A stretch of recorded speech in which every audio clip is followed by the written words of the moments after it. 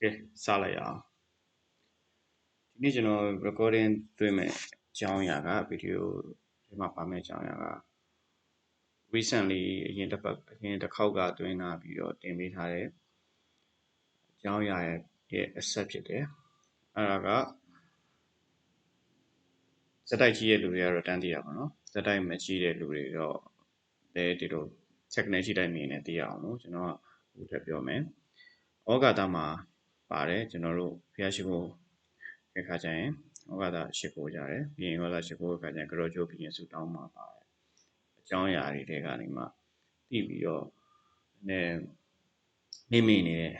ဆူတောင်းတဲ့ဟာလေးတွေကိုကျွန်တော်ဒီမှာရှိတယ် reference စာအုပ်တွေနဲ့ကျွန်တော်ကပူရဲရှာထားတဲ့စာအုပ်တွေထဲကနေမှကောင်းမဲ့ခင်တဲ့ဟာလေးတွေကိုကျွန်တော်ကပြန်ပြီးတော့ဝင်ပြခြင်းဖြစ်တယ်အဲ့တော့အခုဗီဒီယိုမှာကျွန်တော်ပြောပြီးသားကအရန်လွယ်တဲ့အရာနှစ်ခုကိုပြောပြီးတော့ပြီကန်3ပါနဲ့ကတ်3ပါ sorry နော်အပယ်4ပါကတ်3ပါအဲ့နှစ်ခုကိုကျွန်တော်ပြောပြီးပြီဒီနေ့ပြောမယ့်အကြောင်းအရာကတော့ပုံမှန်ဖျားရှိခိုးဟုတ်ပါနော်တော်များများမှာလည်းသုံးထားတဲ့ဆူတောင်းထဲမှာပါတယ်၅မျိုးပေါ့နော်အဲ့ဒီဟာကိုကျွန်တော်ရှင်းပြမှာဖြစ်တယ်အဓိကထွေထူးမပြောဆိုတာဆူတောင်းတာတော့အများကြီးထည့်လို့ရပါတယ်တချို့လည်းရန်ကုန်မြို့ပြည်သူတို့လိုချင်တဲ့ဆူတွေများနေများတော့ထည့်ကြပါတယ်ဒါပေမဲ့ဒီဖျားရှိခိုးထဲမှာကျွန်တော် unifying လို့ဆိုလောက်မယ်ထင်တာပေါ့နော်တော်များများမှာဖြတ်ချထားတဲ့ရှိပဲဆူတောင်းမှာကျွန်တော်ပြောပြမယ်ဒီနေ့ကခုနပြောသလိုကတ်3အပေလေးပါကတ်3မှာပြီးသွားပြီပြီးရင်ကျွန်တော်ထပ်ပြောမယ်ကြောင်းရပြည့်8ပါရန်သူမျိုး5ပါဥပတိတရား4ပါပြဿနာတရား5ပါအဲ့ဒီပဲကျွန်တော်ပြောတချို့အရင်တော့ကျွန်တော်ငယ်ရတယ်ဆိုပါတယ်နာမျိုး96ပါမိစ္ဆာတိတိနာမျိုး96ပါမိစ္ဆာတိတိ62ပါဆိုတော့အဲ့ဒါတွေထည့်ဆိုနေနေဆိုကြတာပါကျွန်တော်အဲ့အထီးတော့မသွားတော့ဘူးနာမျိုး96ပါလည်းကျွန်တော်လည်းအတိအကျကြီးတွက်ထားလို့မရှိဘူးကျွန်တော်လည်းတိတ် research မလုပ်ထားဘူးမရှာသေးတော့မရှိတာလည်းပါတယ်ပြီးတော့ဒီနောက်ပိုင်းဖျက်ရှိဖို့တွေမှာအဲ့ဒါတွေမထည့်တော့ဘူးเนาะမထည့်တဲ့အခါကျတော့အဲ့ဒါနဲ့ပတ်သက်ပြီးပြောတော့ဘူးမိစ္ဆာတိတိ62ပါးလည်းခုနပြောလိုပဲမထည့်တော့တဲ့အခါကျတော့ကျွန်တော်အဲ့ဒါထည့်မပြောတော့ဘူးတချို့ရှိခိုးဖျက်ရှိခိုးမှာဆူတောင်းတဲ့လူတွေထည့်ဆူတောင်းနေဆူတောင်းကြပါလိမ့်မယ်အဲ့ဒီတော့ကတော့ကျွန်တော်ဆူတောင်းတဲ့လူတွေတော့သူတို့အနေနဲ့တော့အကြံဉာဏ်တော့သိပါထင်ပါတယ်ကျွန်တော်ကတော့ဒီမှာပဲဖြတ်ချထားတဲ့အကြောင်းမလို့ဒီပြဿနာတရား5ပါးဒီကိုကျွန်တော်ဒီနေ့ပြောပြမယ်အဲ့တော့ဒီဩဃာတဆူတောင်းလေးကိုဒီဗီဒီယိုနဲ့ပဲအဆုံးသတ်မယ်အခုကျွန်တော်ပြောနေရင်လည်းအခါလေးလွတ်ရတော့အောင်လုပ်ပေးချင်ပါတယ်အဓိကလည်းလွတ်ရပြီးတော့ခေါင်းထဲကိုဆွဲနေစီချင်တာကလည်းကိုယ်မှတ်မိနေတဲ့ခါကျတော့ပို့ပြီးတော့ခေါင်းတာပေါ့နော်ကိုအများနဲ့ရှိကိုဆူတောင်းနေတဲ့အရာတွေကိုသိထားတယ်ကောင်းတာပေါ့မမှတ်မိတော့များလဲတန်းနေတော့မှတ်မိအောင်ကြိုးစားကြပါဒီလိုပဲငယ်ဒီဗီဒီယိုကိုကျွန်တော်ဖြစ်စေချင်တာကကလေးတငယ်တွေရွယ်လောက်မှာတည်းကကျွန်တော်ဒီဟာလေးတွေကိုသိစေချင်တယ်သူတို့အနေနဲ့ကဒါလေးတွေကိုဒီရွယ်မှာငယ်တဲ့ရွယ်မှာသိထားတဲ့ခါကျရင်ကြီးလိုက်မိဖို့ရခဲ့တယ်မဖြစ်နိုင်ရင်ကိုသားသမီးရှိသည်ဖြစ်စေဆွေမျိုးသင်္ခါရဆွေမျိုးအပေါင်းအသင်းရှိသည်ဖြစ်စေကလေးငယ်တွေရှိရင်ကိုပြောဖို့အချိန်မရရင်ဒီဗီဒီယိုလေးကိုဖွင့်ပြပါဩဃာတဆုမှာပါတဲ့ဆုတောင်းတွေရဲ့အဓိပ္ပာယ်ကဘာလဲဆိုတာကိုသူတို့ကိုသိစေချင်ပါတယ်အဲ့တော့သူတို့ဒီຢာလေးကိုကြည့်ပြီးတော့ဒီဗီဒီယိုမှာပါတဲ့ဩဃာတဆုတောင်းလေးကိုကြက်မှတ်လေ့လာနားလည်သွားတဲ့ခါကျတော့လူကြီးဖြစ်တဲ့အချိန်ထိမမေ့တဲ့ခါကျတော့ပိုကောင်းတာပါနော်အခုအဲ့ဆက်သွားမယ်ဟိုနေ့ကပြောပြီးဆိုဟာတော့ပြန်ပြောကြလည်းမလို့ထင်ပါတယ်အပယ်4ပါးကသုံးပါးလူတိုင်းပါအသိပြီးသားပါနော်အပယ်4ပါးနဲ့ဆက်ပြီးတော့အခုတစ်ခုကပြန်ပါတာကြောင့်ကျွန်တော်အပယ်4ပါးလေးကိုနည်းနည်းပြန်ပြောရခြင်းဖြစ်တယ်ဒါကလည်းကျွန်တော် reference ယူထားတဲ့စာအုပ်တုပ်ထဲမှာတခြားရှင်းပြထားပါတယ်အဲ့စာအုပ်ကမင်းကုန်းဆရာတော်ကြီးရေးထားတဲ့စာအုပ်ထဲမှာပါတဲ့အတိုင်းကိုကျွန်တော်ဖတ်ပြပြီးရှင်းပြမှာပါ ကျွန်တော်အဘော်လေးတွေလည်းဘာမှထွေထူးထည့်ထားတယ်မရှိပါဘူးကျွန်တော်ဒီဗီဒီယိုတွေလုပ်တည်တယ်ကျွန်တော်ဒီချာပြောပြပါတယ်ကျွန်တော် reference စာအုပ်တွေကြည့်ပြီးတော့ reference စာအုပ်ထဲမှာပါတဲ့အတိုင်းကျွန်တော်ဖတ်ရသိရညံ့ကြားရထားတွေကိုပြန်ပြီးမျှဝေခြင်းပဲဖြစ်ပါတယ်အဲ့တော့ရပ်ပြ10ပါးကိုကျွန်တော်အခုယူထားတဲ့ reference စာအုပ်ကနောက်ရှိတယ်ခုနမင်းကွန်းဆရာတော်ဘုရားကြီးစာအုပ်လည်းရှိပါတယ်နောက်တစ်ခုလည်းကျွန်တော်ရှိပါတယ်ဒါပေမဲ့အခု screenshot လေးကျွန်တော်အောက်မှာဒီဘက်အောက်နားလေးမှာပေါ့နော်မှာပြတယ်အောက်နားလေးမှာပြမယ်အဲ့အောက်နားလေးမှာပြတဲ့ဟာလေးကိုအမှန်တော့ဒီအောက်နားလေးမှာပြထားတဲ့ဟာလေးကိုအောက်နားလေးမှာကျွန်တော်ဖွင့်ပြမယ်အဲ့ဒါလေးနဲ့ရှိပြီးတော့ဖတ်ပြီးတော့တေချာကြည့်ကြလေးလေ့လာလို့ရတယ်နော်စမယ်အဲ့တော့အောက်ကဟာလေးကိုကျွန်တော်ဖွင့်လိုက်မယ်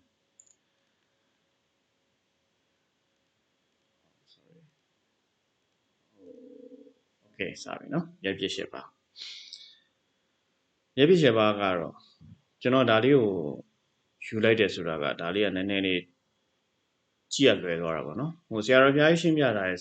ရေးထားတဲ့စာအုပ်ကလည်းတော်တော်ကောင်းပါတယ်ဒါပေမဲ့ကြည့်ရတာနည်းနည်းလေးဟိုပါပေါ့ဒီလိုမျိုး1နှစ်3နှစ်စနေမတက်ထားဘူးလေစနေမတက်ထားရကြတော့နည်းနည်းလေးဖတ်ခန့်ပါဆိုလို့ဒါလေးကိုလွယ်လွယ်လေးမှတ်လို့ရအောင်ကျွန်တော်ဒါလေးပဲပြလိုက်တာပေါ့နော်အဲ့တော့ဒီဟာကိုပြန်ပြီးချက်ပြီးရှင်းပြလိုက်တာကျွန်တော်ဟိုစာအုပ်ထဲအတိုင်းအောင်ရှင်းပြပါနော်ဟိုစာအုပ်ကလည်းကျွန်တော်ပုံမှာတင်ထားတာဒါအပေါ်တော့မမြင်ရဘူးဒီဗီဒီယိုမှာအောက်ပဲမြင်ရမယ်နော်အဲ့တော့အဲ့စာအုပ်ထဲကဟာကျွန်တော်ဖတ်ပြီးသားအဲ့ကျွန်တော်လွှတ်ရတယ်အဲ့ဒီတိုင်းကိုရှင်းပြမယ်ဒီဟာနဲ့မကွဲပြဘူးနည်းနည်းလေးအခြေချပေးရတယ်နော်အဲ့တော့နောက်ဆုံးရပ်ပြစ်10ပါးဆိုရင်သူကရပ်ပြစ်10ပါးလို့ပြောကြမလို့ဒီဒီအရက်10ရက်မှာဖြစ်နေတဲ့အချိန်မှာဆိုရင်သူကမတ်ဖို့နိဗ္ဗာန်ကိုမရနိုင်ဘူးမရနိုင်တဲ့ကြောင့်မလို့ဒီဟာတွေကိုကျွန်တော်တို့ကကင်းလွန်အောင်ဆုတောင်းတာရပ်ပြစ်10ပါးနဲ့ကင်းလွန်အောင်ဆုတောင်းတာအဲ့တော့နောက်ဆုံးပြမယ်တခုကငရဲပုံတိုင်းဖြစ်နေတယ်ဗျာအဲ့တော့ဖျားပွင့်စဲကာလမှာငရဲဝင်ရောက်နေတယ်ဆိုရင်စဉ်းစားကြည့်လေဖျားပွင့်တဲ့ကာလမှာဖျားရှိနေတက်တော်ထင်ရှားရှိနေတဲ့ကာလမှာတော့မှဟိုကငရဲပြီရောက်နေတယ်ဆိုရင်ဘလို့မှဖျားမြတ်စွာဘုရားကိုဖူးဖွင့်လည်းမရဘူးကုသိုလ်ကောင်းမနေလို့မရဘူးအဲ့လိုရက်မျိုးရောက်သွားတော့တော်တော်ဆိုးတဲ့လို့ခံစားရတာပေါ့နော်ကျွန်တော်တို့တချို့ဘုရားဘာသာဝင်နေဆရာတော်ကြီးတွေလည်းဆူတောင်းကြပါတယ်ဘုရားမှာမှရေမီးရမြတ်စွာဘုရားကိုဖူးခြင်းတယ်ပေါ့နော်ကျွန်တော်ပါရမီဖြည့်တယ်အမျိုးတွေလည်းရှိပါတယ်လူတော်မြတ်တချို့ပုဂ္ဂိုလ်တွေလည်းလူပုဂ္ဂိုလ်တွေလည်းရှိပါတယ်ဒါမျိုးပေါ့နော်အဲ့လိုမြတ်စွာဘုရားပွင့်တဲ့ကာလမှာလူဖြစ်ချင်တာကဘုရားဘာသာဝင်တော်များဆန္ဒတယ်ဒီဆန္ဒတော်များများရှိညင်မှုလို့ကျွန်တော်သိဘူးပေါ့နော်ဒါပေမဲ့ဒါကတော့တယောက်နဲ့တယောက်မတူဘူးနိဗ္ဗာန်ကိုသွားခြင်းတဲ့လူကဒီဘဝနဲ့လည်းပြအောင်သွားနိုင်တဲ့အတူဆုံးနဲ့သွားခြင်းတဲ့လူရှိသလိုတချို့ကြတော့ဒီဗုဒ္ဓကိုဖူးပြီးမှမတ်ဖို့နိဗ္ဗာန်နဲ့ရခြင်းတဲ့လူတွေရှိတာပေါ့ဒါလူအမျိုးမျိုးစူတောင်းမစူတောင်းနေအမျိုးမျိုးဖြစ်ခြင်းတဲ့ဆန္ဒမျိုးရှိတာအဲ့တော့နောက်ဆုံးပြောရရင်ဆိုကိုကဒီဖျားပွင့်တဲ့အချိန်မှာလူတော်ဖြစ်တယ်ဆိုရင်ကိုကလုံးဝကိုကုသိုလ်ကံထူးကဲပြီးတော့ကျွတ်ဖို့ဆိုတော့ခုနပြောနိဗ္ဗာန်ရောက်ဖို့အတွက်မတ်ဖို့နိဗ္ဗာန်ရဖို့အတွက်ချန့်စရာများသွားပြီအဲ့လိုဖြစ်ရမယ်အချိန်မှာကိုကမဖြစ်နိုင်မနဲ့ငရဲပုံမှာငရဲခံနေရတဲ့ခါကျတော့မတ်စွာဘုရားလည်းဖူးဖွင့်မရဘူးပြစ္ဆာဘုရားပွင့်နေတာနဲ့ကိုတကယ်တော့လွဲချော်မှုအကြီးဖြစ်သွားတယ်လို့ယူဆမှာပေါ့နော်အဲ့လိုမျိုးဖြစ်တဲ့ကြောင့်မို့အဲ့ငရဲပုံမှာဖြစ်နေတဲ့လူတွေကလည်းရက်ပြစ်10ပါးတွေကတပါးဖြစ်တယ်နော်အဓိကမင်းတို့ဆရာတော်ဆရာကြီးတိပိဋကရေးထားတဲ့ဆရာကြီးမှာစကားဆရာတော်နာမည်တော့ကျွန်တော်မပြောတော့ဖွဲတော်တော့မပြောတော့ဘူးကျွန်တော်လည်းနည်းနည်းတော်ဖြစ်နေလို့ပါဇက်ထဲမှာလို့မရလို့ပေါ့နော်သူကဘာဆရာတော်ကဘာပြောထားလဲဆိုတော့အဓိကရက်ပြစ်10ပါးမှာအပယ်4ပုံပြန်ပါတယ်အဲ့တော့အပယ်4ပုံမှာရောက်နေတဲ့ပယ်ကြနေတဲ့အချိန်အဲ့ဘုရားပွင့်တဲ့ကာလမှာဖြစ်နေရင်မတ်ဖို့နေပဲမရနိုင်ဘူးအဲ့ဒါကြောင့်မလို့ကုသိုလ်ကောင်းမှုတွေမရနိုင်တော့အဲ့4ပုံပြန်ပြောလိုက်တာလွယ်လွယ်လေးပဲတော့အဲ့ဆိုလွှတ်ရသွားလိမ့်မယ်အဲ့4ပုံမှာဒါပေမဲ့ဆရာတော်ဘုရားကြီးရဲ့ဆောင်ဘယ်လိုပြောထားလဲဆိုတော့သူကငရဲတိရစ္ဆာန်ပိတ်တာအတုရကဲမှာအတုရကဲနဲ့ပိတ်တာကိုပေါင်းလိုက်တယ်သူကတိတ်ပြီးတော့မဝေးဘူးခုနပြောလို့ဆရာတော်ကြီးလည်းပြောတယ်ကျွန်တော်လည်းတစ်ခါပြောမှာ ရာတွေပြောတဲ့အတိုင်းပိတ်တာအကြီးစားသူရကဲဆိုတော့ဒီနှစ်ခုကိုပေါင်းလိုက်တော့ဒီ3ပုံသူက3နေရာကိုရပြစ်8ပါတယ်မှာကျတော့3ခုပေါင်းလိုက်တာပေါ့4ပုံကို3ခုပေါင်းလိုက်တယ်အဲ့တော့အဲ့3ခုကနေရာကိုကျွန်တော်တို့တွေးမြင်လိုက်ရင်ရပြစ်8ပါးတွေက3ခုကိုကျွန်တော်တို့တန်းစီပါလွယ်လွယ်လေးအများကြီးမှတ်စရာမလိုဘူးเนาะအဲ့တော့တစ်ခုနဲ့တစ်ခုဆက်ဆက်မှုရှိတယ်ခုနအပယ်လေးပုံရောက်နေတဲ့အချိန်မှာရပြစ်8ပါး3ခုပဲအဲ့တော့ရပြစ်8ပါးတော့ထဲမှာ8ခုမှာကျွန်တော်3ခုရသွားပြီဆက်သွားအဲ့တော့3ခုရသွားပြီဆိုတော့အရှိရဟာမကြည့်ရသေးတဲ့အတွက်ကိုကျွန်တော်ပြန်ပြောတာငယ်တရိษံပိတ်တာနော်အဲ့သူရကဲအဲ့သူရကဲနဲ့ပိတ်တာနဲ့ပေါင်းထားတယ်ကြောင့်နော်ပိတ်တာပုံမှာဖြစ်နေတယ်အဲ့တော့3ခုကငယ်ပုံ၌ဖြစ်နေသူများတရိษံပုံ၌ဖြစ်နေသူများပိတ်တာပုံ၌ဖြစ်နေရတယ်အဲ့တော့ဒီလောက်ဆိုရင်ဒီပြီးတင်အပယ်၄ပုံလို့ခေါ်တဲ့ဒီ3နေရာမှာဆိုရင်ရပြစ်8ပါးတွေက3ပါးဖြစ်တယ်နော်အဲ့တော့နောက်ထပ်တစ်ပါးဘာလဲဆိုတော့ပြန်ဆက်ပြောင်းတယ်အဲ့ဒါလေဒီလိုပဲအလွန်စွာအသက်ရှည်တော့အသက်ညတ်သက်ပြမာနဲ့အာယုပပြမာများကျွန်တော်တို့32ပုံမှာဒါက32ပုံဒါကျွန်တော်မသိဘူးလို့ပဲယူဆပြီးအကုန်လုံးကလေးတငယ်တွေကိုတေချာနားလည်အောင်ရှင်းပြတော့အစနေပြန်ခေါ်ပြီးရှင်းပြမယ်နော်အဲ32ပုံမှာဆိုရင်ကျွန်တော်တို့လူပြည်ကတပုံမှရှိတယ်အပယ်4ပုံပြင်လူပြည်လာတယ်ပြီးနက်ပြည်6ထပ်လာတယ်အဲ့တော့အဲ့အပေါ်မှာရှိရဘုံ20လုံးကဗမာပုံပဲဗမာပုံမှာယူပပုံနဲ့အာရုပပုံရှိတယ်နော်အဲ့တော့ဒီမှာပြောတဲ့အဓိပ္ပာယ်ကအာရုပပုံဆိုတာကစိတ်ရုပ်မရှိဘူးစိတ်ပဲရှိတယ်နော်တချို့ပြမာတွေကကြတော့ရုပ်ကြီးပဲရှိတယ်စိတ်မရှိဘူးရုပ်ကောစိတ်ကောတွဲရှိရပြမာရှိတယ်အဲ့လိုမျိုးဗမာမှာငါအဲ့လို3မျိုးခွဲထားတယ်အဲ့တော့ဆရာတော်ပြရဲ့စာအုပ်ထဲရတယ်ကျွန်တော်ပြောမယ်အဲရုပ်ကြီးပဲရှိနေတဲ့ဗမာပုံရောင်းနေတဲ့ဗမာတွေကရုပ်ပဲရှိရကြောင်းသူ့မှာစိတ်မရှိတော့ဘုရားပွင့်နေတဲ့ကာလမှာဘုရားကိုကူးမြော်လို့မရပါဘူးစိတ်မရှိပါဘူးရုပ်ကြီးပဲဖြစ်နေ physically stone တော့မဟုတ်ပါ statue တခုနေစဉ်းစားကြည့်လိုက်ပါနော်အဲ့လိုမျိုးဗမာပုံမှာရှိနေတဲ့ဗမာအပုံ20မှာမှအဲ့လိုလွန်စွာအသက်ရှည်တဲ့အသက်ညက်သက်ဗမာအဲ့လိုဗမာကြီးတွေပုံရောက်နေခဲ့ရင်လေမတ်ဖို့နိဗ္ဗာန်ကမရနိုင်ပါဘူးဒါကြောင့်မလို့ရက်ပြည့်8ပါးထဲမှာဗမာပုံတစ်ပုံမှာဗမာပုံမှာပါပါတယ်ဗျအဲ့ဗမာပုံမှာပါပါတယ်ယူလီပဲရှိပြီးတော့စိတ်မရှိတဲ့ပုံပေါ့နော်စိတ်ရှိတဲ့ပုံရှိတယ်စိတ်မရှိတဲ့ပုံရှိတယ်ဒါပြီးဒီမှာလေ့လာရင်အဲ့ဒါပို့ပြီးရှင်းနေမှာပဲကျွန်တော်အခု record ပြန်ခေါ်ရနည်းနည်းလေး studio setup နဲ့ဆိုတော့ဟို history နဲ့ရှိနေတော့ record ပြန်ခေါ်ဖို့နည်းနည်းခံနေဘူးเนาะအဲ့တော့ဒီမှာကျွန်တော်အောက်မှာချက်ပြတဲ့အတိုင်းပဲအဲ့ဗမာပုံကအလွန်သာတက်ရှိတဲ့ဗမာပုံကိုရောက်နေရင်ဗမာပုံရောက်နေရင်ကျွန်တော်တို့ရပြည့်8ပါးတွေကတစ်ပါးပဲဖြစ်တယ်ကုသိုလ်ကောင်းဗမာပုံဆိုလွယ်ကူတော့မရောက်ဘူးပေါ့နော်ဗမာပုံဆိုတာမြင့်တယ်နတ်ထက်မြင့်တဲ့ပုံသူကလည်းသူဗမာဆိုတရား၄ပါးနဲ့နေနိုင်တဲ့နေပြီးတော့ဗမာတွေကျင့်ကြံတာပေါ့နော်ဗမာဆိုတရားဆိုတာအဲ့ဒါကိုလည်းပြုပြီးမှလည်းဗမာဆိုတရားနဲ့နေလို့ရတယ်အဲ့လိုနေရင်လည်းဗမာပုံကြီးရောက်နိုင်တယ်ပေါ့နော်ဗမာပုံရောက်ဖို့လည်းမလွယ်ဘူးအပယ်၄ပါးရောက်ဖို့တော့အကုသိုလ်လုပ်တဲ့လူများတော့အကုသိုလ်မျိုးတွေရောက်မှာပဲနော်ကာမကုသိုလ်လုပ်ပြီးတော့နေနိုင်ဖို့ဆိုတာကအကုသိုလ်လုပ်တဲ့တားတဲ့လူမှလုပ်နိုင်တယ်အကုသိုလ်ကလူတိုင်းမျိုးတွေလုပ်နိုင်တယ်နော်အဲ့လိုပဲပြောမယ်ဆိုဗမာပုံရောက်ဖို့တော့မလွယ်ဘူးဒါပေမဲ့အဲ့လိုပုံမှာဘုရားပွင့်နေတဲ့ကာလမှာတော့အဲ့လိုပုံရောက်နေတယ်မဖို့နိဗ္ဗာန်မြတ်နာကြောင်းလို့ရပြည့်8ပါးထဲမှာဖြစ်ပါတယ်အဲ့တော့အခုဆိုရင်၄ခုကိုလွတ်ရပြီထင်တယ်ပြန်ပြောမယ်အပယ်၄ပါးတွေက3ခုတွဲလိုက်မယ်နော်ငရေတရိษံပိဋ္ဌာနဲ့အတူတူကတွဲလိုက်တယ်ပြီးရင်ဗမာပုံတွဲလိုက်တယ်အဲ့တော့၄ခုကိုကျွန်တော်ကြည့်ပါရပြည့်8ပါးဆိုရင်တိတ်ပြထွေထူးစဉ်းစားကြမလို့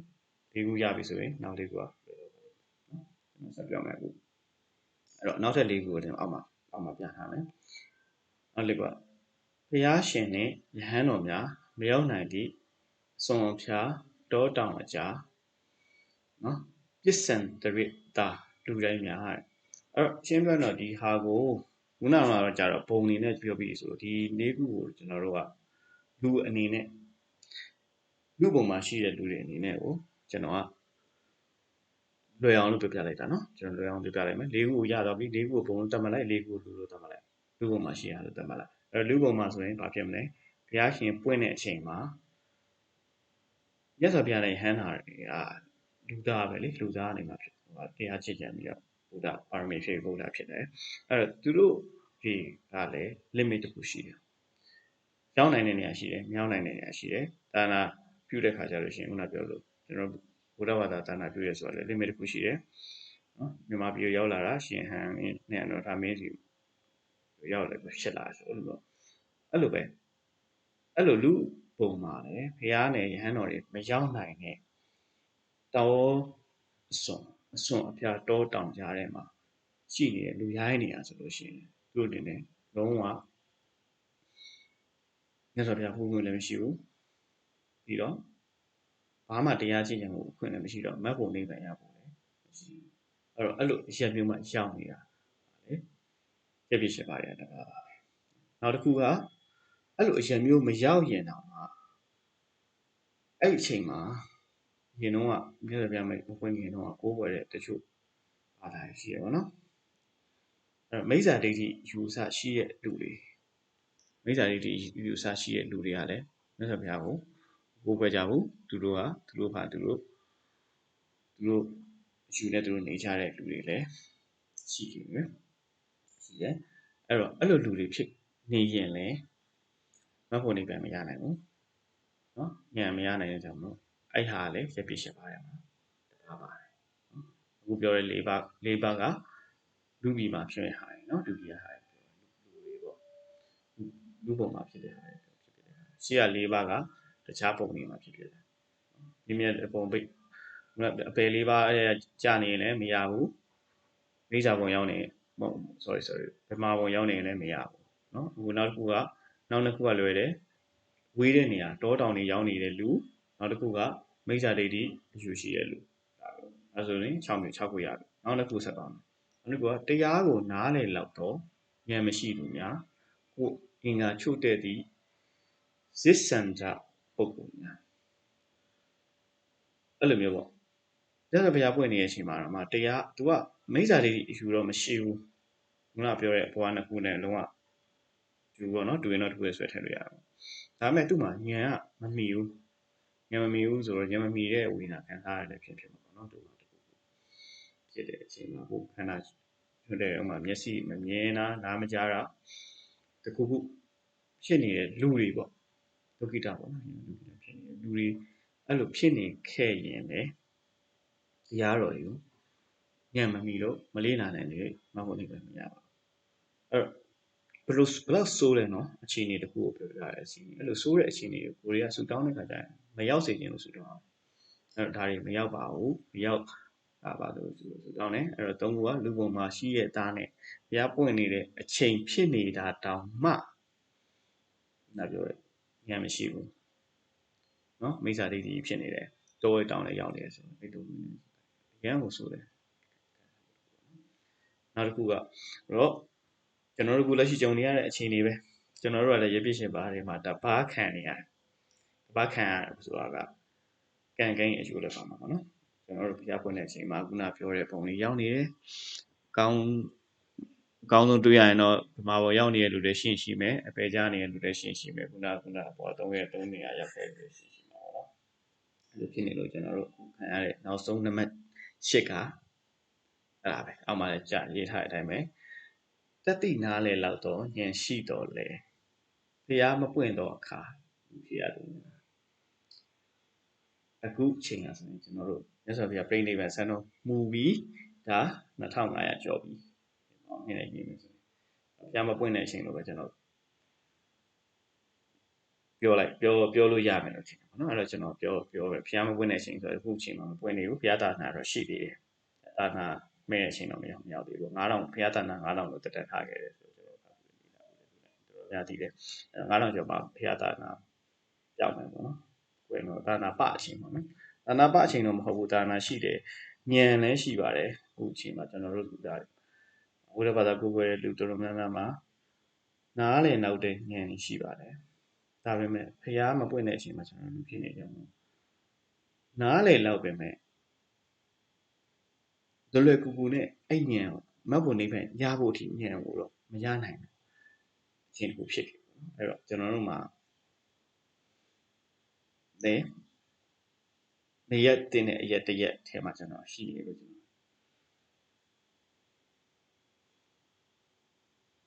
စာအုပ်ထဲအတိုင်းကိုကျွန်တော်ဖတ်ပြလိုက်ပါနော်အဲ့လိုအဲ့တိုင်းဆိုရင်ကျွန်တော်တို့အဲ့လိုပဲယူဆတာပါနော်အဲ့လိုဖြစ်တယ်အဲ့တော့ဒီလိုချစ်ရမျိုးကိုနောက်ကျွန်တော်တို့နောင်ဘဝတွေတကယ်ဆက်ပြီးသွားမယ်ဆိုရင်အဲ့လိုရက်8ရက်ကိုမရောက်ပါစေနဲ့လို့ကျွန်တော်ဆုတောင်းကြတာရက်ပြည့်8ပါးရဲ့အဓိပ္ပာယ်ကဗီဒီယိုရက်ရှည်ပါကျွန်တော်ဆက်ပြီးတော့သူမပြောတော့ဘူးနောက်ထပ်ကျွန်တော်ဆက်သွားစရာရှိတဲ့ဟာကိုဆက်သွားမယ်အဲ့ဒါကရက်ပြည့်8ပါးဉာဏ်မျိုး5ပါးကျေးဇူး5ပါးတော့သူတို့များသိပါတယ်ဟိုငငယ်ကကျွန်တော်တို့ပါခေါ်လဲ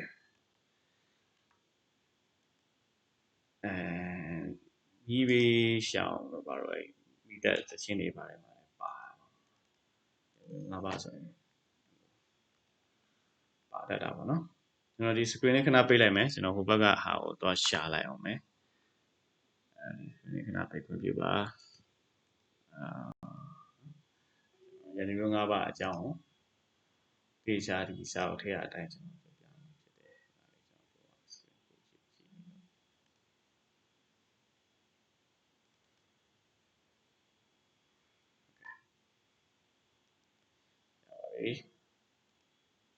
နော်ယနေ့မျိုး5ပါးယနေ့မျိုး5ပါးကဒီထဲမှာကြည့်လိုက်လို့ရှိရင်6ခုလောက်ဖြစ်တယ်အဲ့ဒါကျွန်တော်ကဟိုလွယ်တဲ့ဟာလေးတွေကိုဟို reference ကြည့်ရဆိုတော့စာအုပ်တွေ reference ကြည့်ပြီးတော့အဆင်ပြေရတယ်ကျွန်တော်ပြပြရတယ်နော်ယနေ့မျိုး5ပါးတော့တို့မြသိတယ်ခုမသိတဲ့လူတွေတက်ထပ်ပြီးတော့ဖတ်ပြမယ်ရေမီမင်းဆိုဟိုးသူမချစ်မနစ်သက်တော်သူအမွေခံသားသမီးဆိုအဲ့ဒါကိုတွဲရဖတ်ပါအကယ်၍တစ်ပိုက်ဖြတ်လိုက်မိရင်မျိုး6ပါးဖြစ်သွားမယ်နော်အဲ့တော့6ပါးမဟုတ်ဘူး5ပါးပဲမှတ်ထားပါရေဆိုတာကရေနဲ့ပတ်သက်ပြီးတော့ကျွန်တော်တို့အခုခေတ်ဆိုရင်တော့တော်များလဲတွေ့ဘူးလေတိတ်ပြီးတော့မစိမ့်တော့ဘူးရေကြီးတာနော်ရေကြီးပြီးတော့ကြေကြပါမယ်ရေကြီးပြီးတော့ရေဆူနာမီဆိုကျွန်တော်တို့ရုံဝင်လည်းရှိပါတယ်ကျွန်တော်ဖြစ်တဲ့ဒီတိုက်ပြီးပန်းမိုးပြီးတော့နော်ကြေပျက်စီးကြတော့အဲ့ဒါလည်းရန်သူမျိုးပေါ့ကိုခံရတာပေါ့နော်ပြီးမီးကလည်းခုနပြောတောမီလောင်တာပေါ့နော်နိုင်ငံခြားမှာဖြစ်နေတာကယ်လီဖိုးနီးယားတော့ရှိုးနိုင်ငံတွေမှာဖြစ်နေရတယ်ပေါ့အဲ့တော့တောမီလောင်ပြီးတော့လည်းအိမ်တွေပျက်စီးရလူတွေတိတ်ဆေးပျက်စီးရတိတ်ဆန်တွေလည်းတိတ်ဆေးပျက်စီးကြရတယ်အဲ့တော့မီးရလည်းရန်သူ၅ပါးထဲမှာပါတယ်ပြီးတော့မင်းဆိုးဆိုတာလည်းခုနပြောလို့ဘယင်ပေါ့နော်မင်းဆိုဘယင်ပေါ့ဒီတော့ဆိုဘယင်မြင်းမြတ်တွေပေါ့နော်ဘယင်မြင်းမြတ်တွေမှာတချို့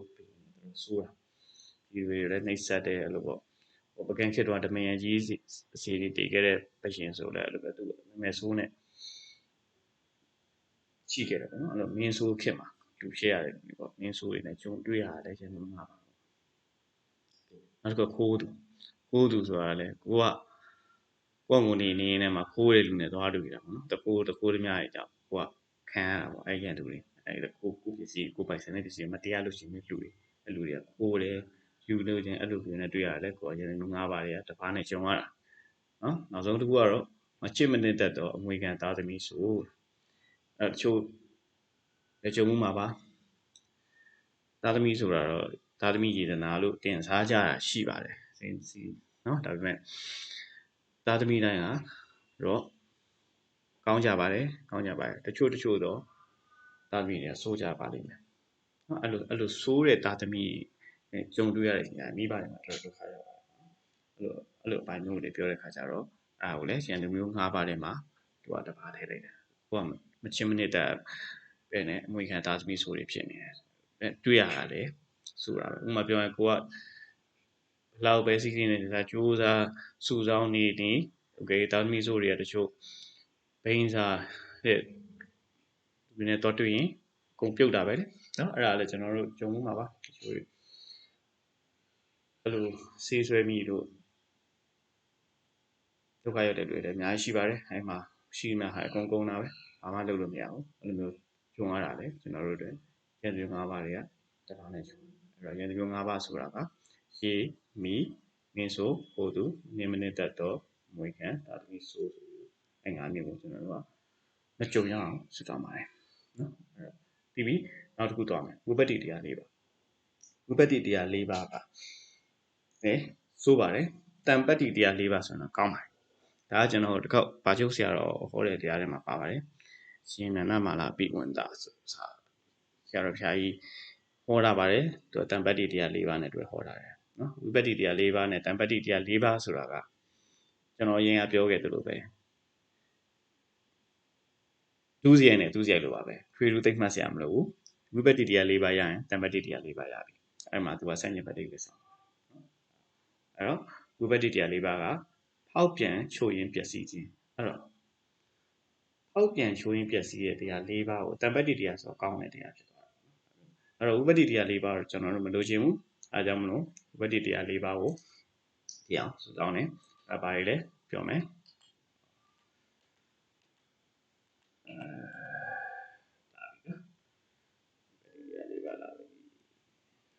မအောင်စပြောမှာဝိပဿနာတရား၄ပါးကဂတိဝိပဿနာရရှိအပ်သောဘဝမကောင်းခြင်းအပယ်၄ပါးလို့ဖြစ်ရခြင်းဒီကတော့ဆက်ဆက်နေတာပဲဒါလည်းကျွန်တော်အပယ်၄ပါးမှာဖြစ်နေတာဂတိပေါ့နော်ဘဝမကောင်းတာဂတိမကောင်းတာဂတိဝိပဿနာဂတိမကောင်းတာအဲ့ဒီမှာဖြစ်နေအဲ့အပယ်မှာရောက်နေမကောင်းတဲ့ဟာအဲ့ဒါလည်းဂတိဝိပဿနာဝိပဿနာတရား၄ပါးမှာလို့တစ်ခုပြီးရင်ဥပတိဝိပဿနာရုပ်စင်းမလှခြင်းရုပ်စင်းရင်ကချို့တဲ့ခြင်းဒါလည်းမကောင်းတဲ့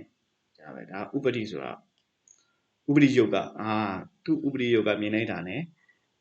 တင့်တယ်တယ်ပေါ့နော်ခံညားလိုက်တာတမျိုးရှိတာပေါ့ဒါဆိုသူကမြင်တာနဲ့လူတွေကအမြင်နဲ့ဆုံးဖြတ်တာများတာပေါ့ဒါဥပတိယုတ်ကောင်းတယ်ဆိုရင်သူကလူလိုဖြစ်တယ်လူမိုက်ဖြစ်တယ်လူတော်ဖြစ်တယ်လူကောင်းဖြစ်ဖြစ်သူတို့ကဥပတိယုတ်ကောင်းရင်ကောင်းတယ်လို့သူကထင်လိုက်ပြီဒါမျိုးဆိုဥပတိယုတ်မကောင်းတဲ့ခါကျရင်မကောင်းလို့ထင်တယ်ဒါပေမဲ့လူကစိတ်ကအဓိကပါစိတ်သက်ကောင်းမှကောင်းတာယုတ်နဲ့ယုတ်ကြီးပဲတော့မဆိုင်ဘူးเนาะဒါပေမဲ့အဲ့လိုမျိုးဥပတိယုတ်ကောင်းတော့ဟိုကနည်းနည်းပို့ပြီးတော့စီရလို့ပြောရမှာပေါ့เนาะအဲ့တော့အဲ့လိုမျိုးကောင်းတာကောင်းတယ်အဲ့တော့အခုကဥပတိယုတ်ဝိပဿနာဆိုတော့မကောင်းတာကျိုးစင်းကချို့တဲ့နေတာအဲ့လိုမျိုးဖြစ်တာကိုလည်းရှောင်ရမယ်အဲ့လိုဖြစ်တယ်မဖြစ်စေချင်ဘူးလူတိုင်းမလို့ချင်းဥမာငါနေရုပ်ဆိုးလိုက်တာလို့ပြောခံရတယ်လူကြိုက်တာရှိလားမရှိဘူးเนาะအဲ့တော့အဲ့လိုရုပ်ဆိုးတဲ့လူရုပ်စင်းမလာတဲ့လူမဖြစ်အောင်ဆုတောင်းတယ်เนาะနောက်တစ်ခုကကာလဝိပဿနာအခါသူကာလဆိုတော့အခါကာလမကောင်းတာအခါကာလဆိုတာကလည်းပြောလို့ပေါ့ကျွန်တော်တို့ဒီမှာရေးထားတဲ့အတိုင်းပဲเนาะမင်းဆိုမင်းရုပ်တွေအုပ်ဆိုးတဲ့အချိန်မှာဘာဖြစ်တာတော်တော်ဆိုးရနော်အခုဒီခေတ်ကြီးမှာလည်းဖြစ်နေရတယ်အများကြီးရှိတယ်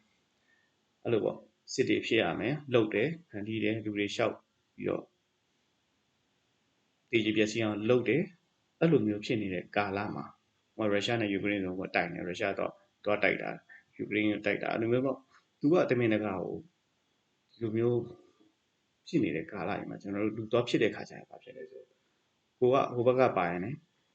ခုနကျွန်တော်တို့ဟိုတစ်ခေါက်ပြောတယ်လို့ပေါ့နော်အရှိမပြောခဲ့တယ်ပေါ့အဲ့ကတ်၃ပါးတွေကတစ်ပါးရှိနေအဲ့မှာသွားထိနိုင်တာအဲ့တော့ဒီလိုကာလမှာဖြစ်တာလေမကောင်းတာပေါ့နော်မကောင်းတာတော့ကာလဝိပဿနာအချိန်ကာလမကောင်းတဲ့အချိန်မှာသွားကြုံရတာလေမကောင်းတာပဲအဲ့တော့ဝိပဿနာတရား၄ပါးကိုလည်းလွတ်အောင်မလွတ်နိုင်တာရှိတယ်အဲ့တော့လွတ်အောင်ကျွန်တော်ဆုတောင်းကြမယ်နော်နောက်တစ်ခုသွားမယ်ကာလပြီးပယောဂဝိပဿနာယောဂဝိပဿနာကတော့ဉာဏ်ဝရိယအစတော်လှုပ်ဆောင်မှုပယောဂပျက်စီးခြင်းကိုမှုနှုတ်မှုပယောဂဆိုသည်တိလိမ္မာမရှိတတိဝရိယလည်းမရှိပဲပြောမှုဆိုမှုကြံစည်မှုတို့ဖြစ်ပါသည်အဲ့တော့ဒီပယောဂဆိုတော့ဒီမှာရှင်းပြထားတယ်ဉာဏ်ဝရိယလှုပ်ဆောင်မှုပျက်စီးတာဉာဏ်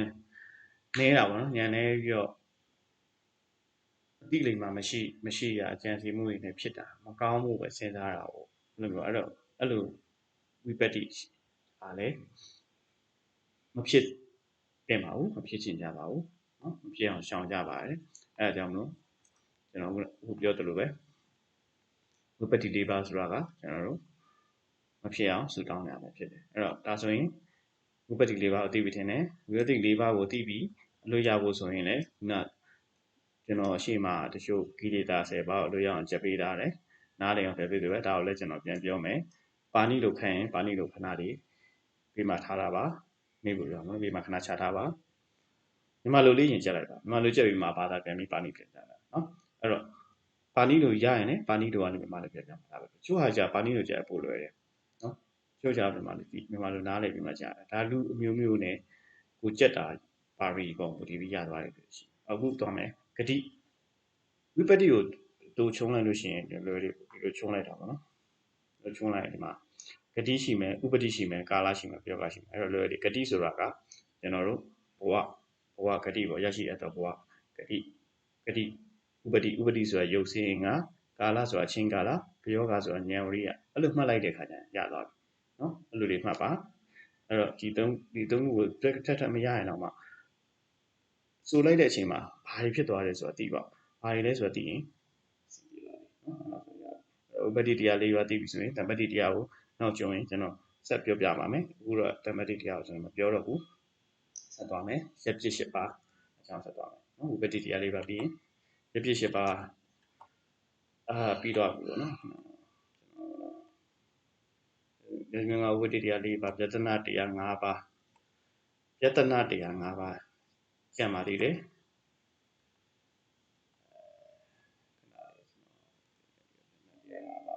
ပြပါမယ်စကွင်းခဏပိတ်ပါမယ်ရှုပ်ပြီးဆို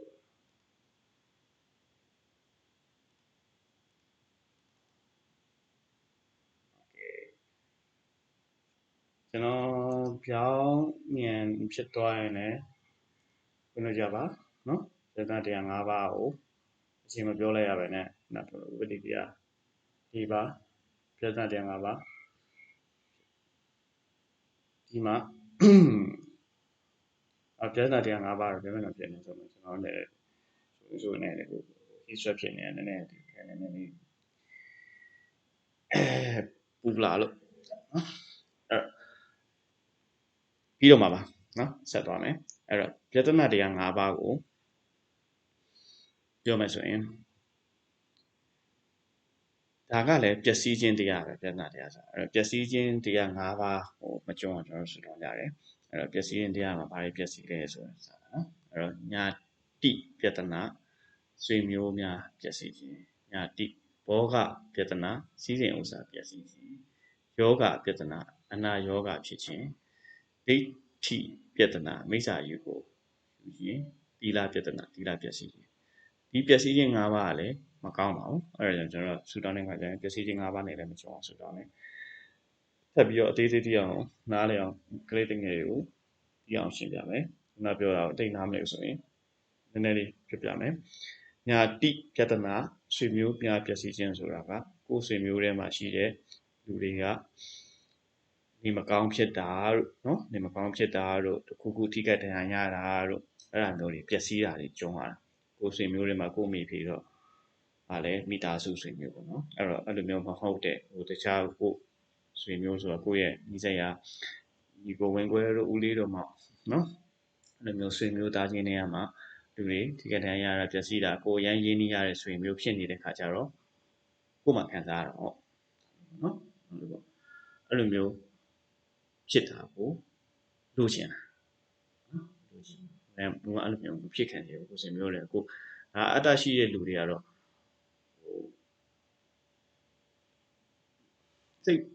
စိတ်တစ်ခုပေါ့နော်တော်များများပုရုษင်တွေတော်များတော့ကိုထိမှနာရဲ့လူပဲများတာအဲဒါကြောင့်မို့အဲ့တော့တကယ်တမ်းတော့ဘသူထိမကောင်းပါဘူးဘသူထိတော့မကောင်းဒါပေမဲ့ပုရုษင်တွေရဲ့ယူထားတော့ကိုမထိရင်ပို့ပြီးတော့မတိကိုထိမှပိုတိတယ်လို့ဖြစ်နေတယ်အဲဒါကြောင့်မလို့ဒီလိုဆွေမျိုးများပျက်စီးခြင်းနဲ့ကြုံတဲ့ခါကျရင်ပို့ပြီးတော့စိတ်ဆင်းရဲရတော့အဲ့ဒီစိတ်ဆင်းရဲခံနိုင်တော့အဲ့လိုမျိုးဖြစ်အောင်နော်အဲ့တော့ပေါ်ပါပြီနော်အဲ့ဒါကိုမယ်စီးစိမ်ဥစ္စာပျက်စီးခြင်းစီးစိမ်ဥစ္စာပျက်စီးခြင်းနဲ့ဒီလိုပဲကိုယ်မှာပိုင်ဆိုင်တာတဲ့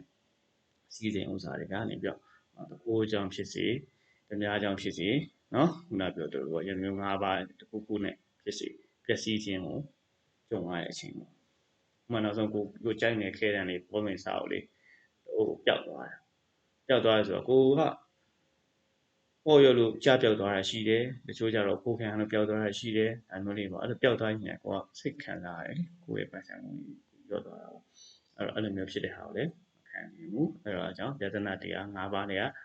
နှစ်ပါးရှိပြီအဲ့နှစ်ပါးနဲ့လွတ်အောင်ဆုတောင်းတယ်အဲ့ဒါကိုယ့်ကိုဒုက္ခပေးတဲ့ဟာတွေမလို့ကိုကမလုပ်ချင်တာလေမလုပ်ချင်တဲ့ဟာကိုကိုကကင်းအောင်ဆုတောင်းအောင်တာပေါ့အဲ့ဒါကြောင့်မို့ပြဿနာတရား၅ပါးမှာပထမဆုံးကရွှေမျိုးများပျက်စီးခြင်းဒီပျက်စီးခြင်းနဲ့မကြုံရင်ဘူးစီးစိမ်ဥစ္စာပျက်စီးခြင်းနဲ့မကြုံခြင်းဘူးအဲ့တော့မစုဆောင်တယ်အဲ့လိုဆိုတည်ပြီနော်ယောဂဖြစ်တာယောဂဆိုတာကအနာယောဂဖြစ်တာကိုဗစ်ဖြစ်ပြီးတော့သက်ဆုံးရုံနဲ့တွေရှိတယ်ညင်တော့ဆို TB ပလေယောဂတို့ပါအများကြီးရှိတယ်ကက်ယောဂတွေရှိတယ်လူကက်ယောဂတွေဖြစ်တာလည်းမကောင်းဘူးနောက်ဆုံးဖျားနာတယ်တော့မှဖျားနာရဆိုရင်စီးတော့ရတယ်ကလေးတွေပေါ့နော်ကလေးတွေကိုပြပြဆိုကလေးတွေနဲ့ပဲပတ်သက်ပြီးတော့ပြပြမယ်ဒီမကောင်းဖြစ်ဘာလို့လဲမကောင်းဖြစ်ဘာလို့လို့မရဘူးအဲ့ရတယ်မှနေရတယ်စီးတော့ရတယ်ကစားလို့လည်းမရဘူးကိုစားကျင်ရတယ်မစားရဘူးအဲ့လိုမျိုးဖြစ်တဲ့အတွက်မို့ဖျားနာလည်းမဖြစ်ချင်ဘူးအဲ့တော့ယောဂပြဿနာဆိုတာကပြဿနာတရား၅ပါးတွေကတတိယမြောက်တစ်ခုသုံးခုဖြစ်တယ်အဲဆိုနားလိုက်ပြီနောက်တစ်ခုကတော့ကလေးအနေနဲ့နည်းနည်းတော့နည်းနည်းစိမ့်မယ်ပြဿနာမိစ္ဆာဒိဋ္ဌိကိုယူခြင်းဆိုတာဒိဋ္ဌိပြဿနာဆိုတာကကျွန်တော်တို့လူကြီးရသိပါတယ်မိစ္ဆာဒိဋ္ဌိဆိုတာကယူမှားကိုလက်ခံခြင်းဖြစ်တယ်အဲ့တော့ယူမှားလက်ခံခြင်းဆိုတာကလေးတရားပြပြမယ်ဆိုလို့ရှိရင်ကောင်းတဲ့အရာတွေကိုလုပ်တာကိုကလေးတို့များကကြိုက်ကြမယ်ထင်တယ်ဆိုကြပါစို့နှစ်ခုမုန်းနှစ်ခုပေးထားမယ်တစ်ခုကတော့လက်ဆက်ဆက်သက်တမ်းရှင်နဲ့ကောင်းတဲ့မုန်းရှိတယ်တစ်ခုကတော့ပွဲစိတ်တွေဒီကောင်းနေနားနေမကောင်းတဲ့ဟာရှိတယ်အဲ့တော့ဘယ်ဟာကိုစားကြမလဲအကောင်းတဲ့ဟာလေးကိုစားကြမှာမကောင်းတဲ့ဟာကိုစားကြမှာအဲ့လိုပေါ့နော်မိစ္ဆာတိဆိုတာအဲ့လိုတချို့ကြတော့အဲ့လိုမကောင်းတဲ့ဟာကိုစားခြင်းတဲ့လူကလည်းရှိတတ်တယ်အဲ့လိုမကောင်းတဲ့ဟာမှာကြိုက်တဲ့လူကလည်းရှိတတ်တယ်နော်တချို့ကြဒါပေမဲ့အဲ့ဒါရန်ရှားတယ်ပေါ့နော်အဲ့လိုရှားတဲ့ကိစ္စအဲ့လိုမကောင်းတဲ့ဟာကြီးကိုအယူတစ်ခုအကောင်းတယ်လို့ယူဆလိုက်တဲ့ဟာစားလိုက်တဲ့ကလေးကဒုက္ခရောက်ပြီပေါ့ဟုတ်ဘူးလားသူ့လက်ထဲမှာပွဲစိတ်တွေလည်းစားပြီးလို့ဖြစ်သွားမယ်ဒီကောင်တွေလည်းပိုက်ထဲဝင်အဲ့လိုမျိုးပဲအဲ့တော့အယူမှားဆိုတာကောင်းတဲ့ဟာကိုမယူမိဘဲနဲ့မကောင်းတဲ့ဟာကိုတွားယူပြီးတဲ့ဟာလေးဖြစ်သွားတာလေပြဿနာတရား၅ပါးတွေကတပါးနော်အဲ့လိုဆိုရင်ဟိုမှ3-4နှစ်လောက်ကစားပြီးကလေးနဲ့တင်နားလဲတော့မတင်ဘူးနော်ဒီလောက်ပေါ့ဖြည်းဖြည်းချင်းပေါ့သူတို့နားလဲအောင်ရှင်းပြရတာပေါ့โอเคနောက်တီလပြဿနာဆိုတာတော့တီလပျက်စီးခြင်းတီလပျက်စီးခြင်းဆိုတော့ငယ်တဲ့အချိန်မှာတော့တီလအကြောင်းကိုပြောပြထားရင်တော့သိပါမယ်ပြောပြထားရင်တော့မသိဘူးဒါကလည်းသူနေဆုံးမှပြောပြရပုံမတည်တယ်၅ပါးတီလဆိုတာကျွန်တော်တာသမီးဆုံးကိုတည်တယ်လို့ရတယ်နော်အဲ့ဒါတီလပြက်တယ်ဆိုရခုနပြောလို့ဒုစရိုက်တီးထားတဲ့ကလေးဆိုရင်လည်းတည်တယ်တီလပြက်တယ်ဆိုတာတီလဆိုတာကိုကစောက်တည်ရတာကိုထိမ့်သိမ့်တာဥပမာပြောရရင်ကိုကြောင့်မလို့သူတစ်ပါးဒုက္ခမရောက်အောင်ထိမ့်သိမ့်ခြင်းအဲ့လိုထိမ့်သိမ့်တာကိုတီလအဲ့လိုထိမ့်သိမ့်ထားတဲ့ခါကျတော့ဥပမာပြောရရင်ကိုတငယ်ချင်းပေါင်းနေနေရှိမယ်ကိုကဟိုဟာဖြစ်လို့သောတာထွက်လို့သူကူးလှုပ်လိုက်တယ်ဆိုသူနာသွားတယ်နိသူနာသွားတာကောင်းမှာကောင်းဘူးအဲ့လိုမျိုးသူနာသွားအောင်ကိုလှုပ်လိုက်မိတာမဖြစ်ပါစေနဲ့ဆိုဆူတောင်းတာအဲ့တော့တီလမပြတ်အောင်ဆူတောင်းတာနော်တီလမပြတ်တော့ကိုကြောင့်သူများဒုက္ခမရောက်တော့ကိုလည်းကောင်းတယ်သူလည်းကောင်းတယ်ကိုတငယ်ချင်းလေးနေစောနေတဲ့အချင်းချင်းမှာကိုကြောင့်သူကဒုက္ခရောက်သွားတယ်ဆိုကြပါစို့သူဒုက္ခရောက်သွားတာကိုကစိတ်ဆိုးတဲ့အချိန်မှာလှုပ်လိုက်မိတာတကယ်စိတ်ကောင်းရတဲ့ခါကျကိုတငယ်ချင်းနာသွားတာလေကိုနဲ့ဆော့ဖို့လို့မရှိတဲ့ခါကျရင်ကိုပဲခံစားရမှာလေအဲ့ခါကျတော့မကောင်းဘူးပေါ့အဲ့လိုမကောင်းတာကိုမတိလိုက်ပဲနဲ့အဲ့လိုဖြစ်တဲ့အချိန်မှာကြုံမှာမဆိုလို့အဲ့တော့တီလဆိုတာကိုထိန်းနိုင်တဲ့ဟာကိုမပြတ်စေခြင်းလို့တီလမပြတ်အောင်စုတောင်းအဲ့တော့ပြဿနာတရား၅ပါးကိုသိပြီထင်တယ်ပြဿနာတရား၅ပါးမှာညာတိပြဿနာဝေါကပြဿနာယောဂပြဿနာဒိဋ္ဌိပြဿနာတီလပြဿနာနော်အဲ့၅ခုကိုမဖြစ်အောင်ကျွန်တော်တို့စုတောင်းရတယ်အဲ့တော့ဆွေမျိုးများပျက်စီးခြင်းစီစဉ်ဥစ္စာပျက်စီးခြင်းအနာရောဂါဖြစ်ခြင်းမိစ္ဆာဒိဋ္ဌိယူကိုယူခြင်းတီလပျက်ခြင်းမကြုံရပါသေးနဲ့ဆိုပြီးဆိုတော့โอเคဒါဆိုရင်တော့ဒီပြထင်ပါတယ်ပြဿနာတရားမှာနော်โอเคဒီလောက်ဆိုရင်တော့ကျွန်တော်ဒီနေ့ပြောပြတဲ့ဗီဒီယိုတော်တော်လေးရှိသွားတယ်ဒါပေမဲ့တန်မိုးရှိပါတယ်အချိန်ကုန်ခံပြီးတော့တန်မိုးရှိတဲ့အလုပ်ကိုလုပ်တာကောင်းတာနော်အဲ့ဒါလေးကိုဖြစ်နိုင်ရင်အစနေပြန်ကြည့်ပါကျွန်တော်အခုအဆုံးသက်လေးနဲ့ပြန်ပြီးတော့ပြောပြမယ်ဒီ ဒီနေ့ပြပြတဲ့အကြောင်းအရာလေးတွေကိုဒီပြပြတဲ့အကြောင်းအရာမှာအမှားဆုံးပြပြတာကဝိပတ္တိတရား၄ပါးနော်ဝိပတ္တိကျွန်တော်အပယ်၄ပါးကတ်သုံးပါမပါဘူးဝိပတ္တိတရား၄ပါးပါမယ်ယတနာတရား၅ပါးပါမယ်ပြီးရပြည့်၈ပါးပါနော်အဲ့တော့အခုဆိုရင်ဒီ၃မျိုးအကြောင်းသိပါပြီဒီ၃မျိုးအကြောင်းကဩဃာတဆိုတဲ့အခါကျလို့ရှိရင်စပြီးဆူတောင်းတဲ့အချိန်မှာဒီ၅မျိုးကိုဆူတောင်းပါတယ်အဲ့တော့အဲ့၅မျိုးရပြီဆိုရင်ဒီတလိထိုင်တဲ့အကြောင်းအရာလေးတွေကိုကောင်းကောင်းမွန်မွန်သိသွားပြီလို့ယူဆပါတယ်အဲ့တော့ဒီဗီဒီယိုကိုကျွန်တော်ဒီမှာပဲဆုံးသက်ပြစေဒီဗီဒီယိုကိုနားထောင်ခြင်းအပြင်ကျွန်တော်တို့ဆူတောင်းနေတဲ့ဩဃာတရရှိဖို့တွေကဆူတောင်းနေတဲ့အရာတွေကိုကြည့်ပြီးတော့အဲ့အရာတွေကိုမဖြစ်ချင်တဲ့အရာတွေမဖြစ်ကြပါစေနဲ့လို့ကျွန်တော်ဆုမွန်တောင်းနေတယ်